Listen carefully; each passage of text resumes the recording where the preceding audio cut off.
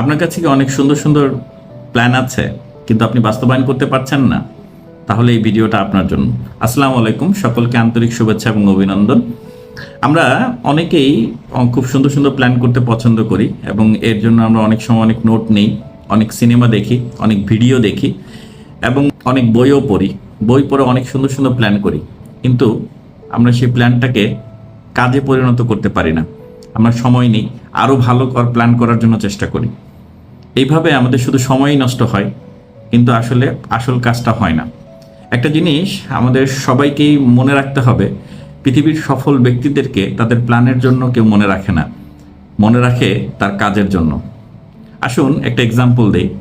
ধরুন দুজন ছেলে সাইকেল চালানো শিখতে চায়।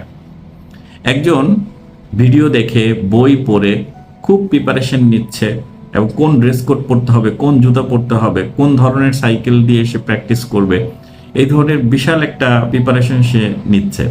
আর আরেকটা ছেলে, সে যেদিন সিদ্ধান্ত নিয়েছে সাইকেল চালানো শিখবে, সেদিনই সে পাশের দোকান থেকে সাইকেল ভাড়া করে চালানো শুরু করে দিয়েছে।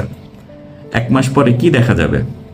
দেখা যাবে যে ছেলেটা থিওরি পড়ে আসছিল, অনেক প্ল্যান করে আসছে, সে সাইকেল কিভাবে ধরতে হয় সেটাই সে শিখতে পারেনি। আর আরেকটি ছেলে যে সেই তৎক্ষণাৎ সিদ্ধান্ত নিয়েছিল, সে কিন্তু একজন ভালো ড্রাইভার হয়ে যাবে ততক্ষণে।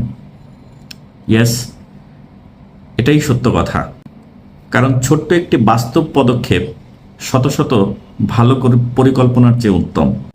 একটি ভালো পরিকল্পনা আপনাকে হয়তো দিক দেখায়, কিন্তু কাজ শুরু করা বা এক্সিকিউশন করা সেটা আপনাকে গন্তব্যে পৌঁছে দেয়।